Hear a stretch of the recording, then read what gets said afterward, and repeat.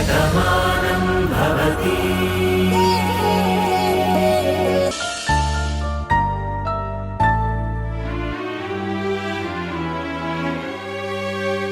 మీరు ఎప్పుడు వస్తారో చెప్పండి, మేము కూడా వచ్చేస్తాం. అందరం కలిసి వెతుకుదాం. లేదు లేదు, నాకేం శ్రమ లేదు. చెప్పాను కదా, నేను భాను కోసం ఇక్కడున్నానని. తను కనిపించే వరకు నేను ఎక్కడికి వెళ్ళే ప్రసక్తే లేదు.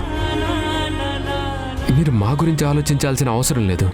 మీరు వచ్చే టైం చెప్పండి, మీకన్నా ముందే నేను అక్కడికి వచ్చేస్తాను. ఉంటాను.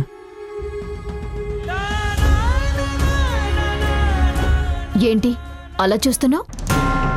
అలా చూడకు, కార్తీక్కి దిష్టి తగులుతుంది. నేనలా దిష్టి పెట్టే మనిషిని కాదమ్మా. బాబుగారిని భోంచేయమని ఎన్నిసార్లు చెప్పినా, ఎంత బతిమలాడినా ఒక్క మెతుకు కూడా ముట్టలేదు. అలాంటిది బాబుగారు భోంచేస్తున్నారంటే చాలా ఆశ్చర్యంగా ఉందమ్మా. మీరేదో చెప్పే ఉంటారు. ఏ మంత్రం వేశారో అడుగుదామని. మంత్రాలకి చింతకాయలు రాలేవు అని తెలుసుకో. ఏ మంత్రం వేయక్కర్లేదు. చెప్పే పద్ధతిలో చెప్తే, భవిష్యత్తు మీద ఆశను కల్పిస్తే ఎవరైనా ఆశతో బతుకుతారు. ఎవరిని ఎలా డీల్ చేయాలో నాకు బాగా తెలుసు. నువ్వేమీ దీని గురించి ఆలోచించకు. వెళ్ళి ఇంకేమైనా వెరైటీస్ ఉంటే తీసుకొచ్చి డైనింగ్ టేబుల్ మీద పెట్టు. అలాగేనమ్మా.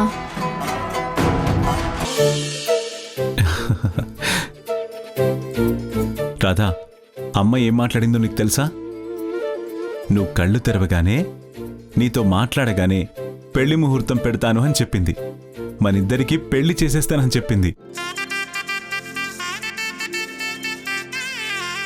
అనుకున్న ప్రకారం అప్పుడు నిశ్చితార్థం జరిగుంటే ఈ పాటికి మనం ఎంతో సంతోషంగా ఉండేవాళ్ళం. అమ్మ ఎన్నో అనుకుంది. నీకు తొందరగా తెలివి రావాలని, నువ్వు మాలో కలిసిపోవాలని అందరం కోరుకుంటున్నాం.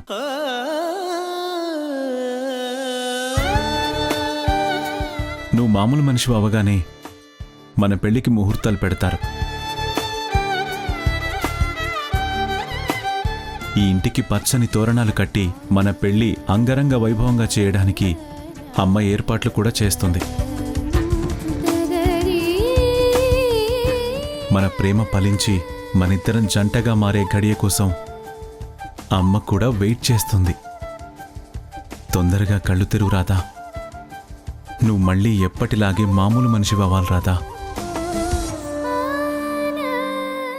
కిట్టయ్య, రాధతో చెప్పానమ్మా, నువ్వు మా పెళ్లి చేయాలనుకుంటున్నావని. అందుకే తను తొందరగా కళ్ళు తెరవాలి అని చెప్తున్నానమ్మా. రాధకున్న మాటలు వినిపిస్తున్నాయి. తను తొందరలోనే కోలుకుంటుంది. తప్పకుండా కోలుకుంటుంది నాన్న. విధాత మీ ఇద్దరూ జంటని మీ నుదుటన ఎప్పుడో రాశాడు. దాన్ని ఎవ్వరూ తప్పించలేరు.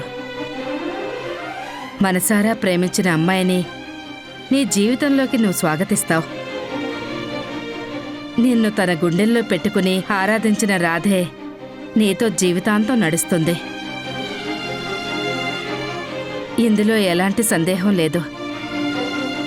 మన ఇంట్లో మంగళ వాయిద్యాలు మోగడానికి ఇంకా ఎంతో సమయం పట్టదు. అదేంటి నాన్న, రాధ నుదుటి మీద బొట్టు లేదు? నువ్వు చూసుకోలేదా? నేను చూసుకోలేదమ్మా. ఇప్పుడే బొట్టు పెట్టిస్తాను. సత్య, సత్య! మావయ్య నన్ను పిలిచాడు. సత్య! ఏంటి మావయ్య, ఏమన్నా కావాలా?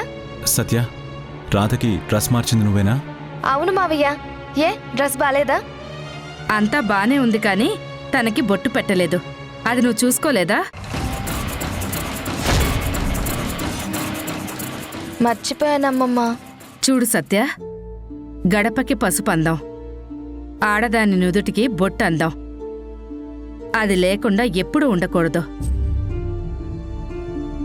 ఆడదాని నుదురు బోసిపోయింది అంటే తన తలరాత మారిపోయింది అని అర్థం. ఆ నుదురు ఎప్పుడూ కుంకుమతోనే ఉండాలి. అదిగో అమ్మవారి దగ్గర పూజ చేయించిన కుంకుమ ఉంది, తీసి బొట్టు పెట్టు.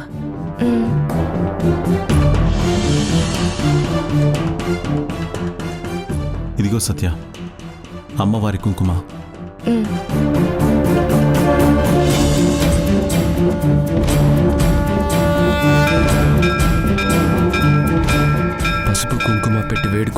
కరుణిస్తావని నా బాను ఎన్నోసార్లు చెప్పింది. అందుకే ఈ పసుపు కుంకుమను తీసుకొచ్చాను. ఈ కుంకుమ బొట్టు ఎలాగైనా నా బానుకు చేరేలా చేయి తల్లి.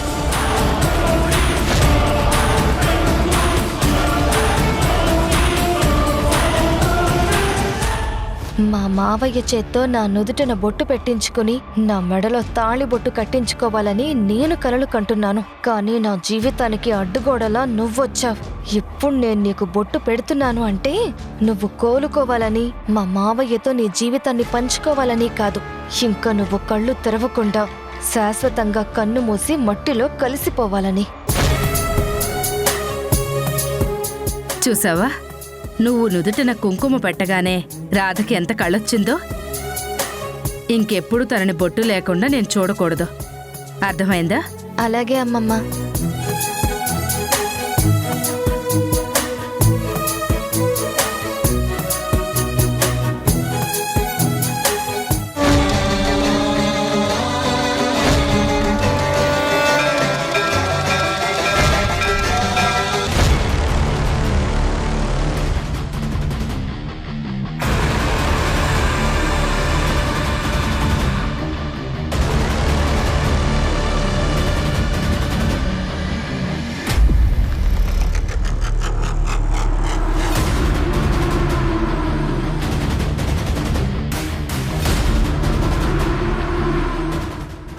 ఆ ఏరియా చూడండి ఒకసారి.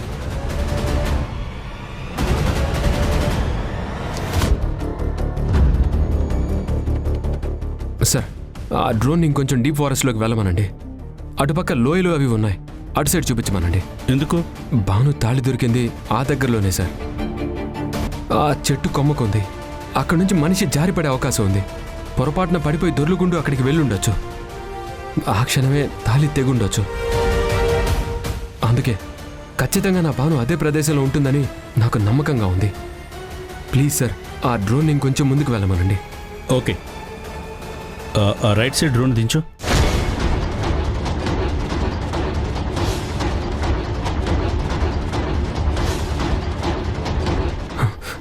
సార్, ఆ మొక్కల మధ్యలో ఏదో రిఫ్లెక్ట్ అవుతుందండి. డ్రోన్ ఇంకొంచెం కిందకి దించమనండి. అలాగే, కొంచెం కిందకి దించు. ఆ రైట్ సైడ్ కొంచెం కిందకి దించు.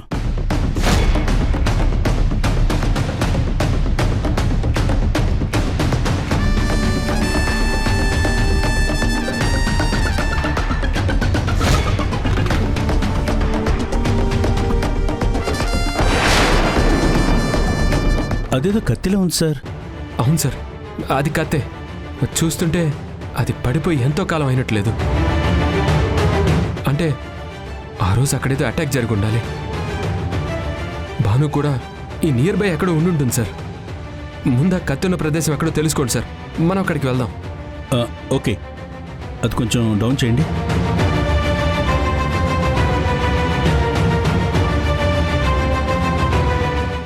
మనం ఇటు నుంచి వెళ్తే ఓ 10 minutesలో అక్కడ చేరుకోవచ్చు. వెళదాం, పదండి. పదండి సార్. కమాన్.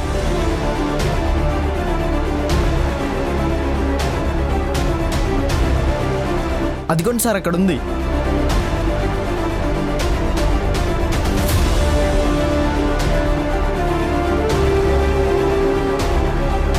చూసారా సార్, ఈ ప్రదేశానికి ఎవరు రారు అన్నారు, ఇక్కడెవరూ లేరు అని చెప్తున్నారు. బట్ ఇక్కడ కత్తి దొరికిందంటే ఖచ్చితంగా భానుకి ఏదో జరిగింది.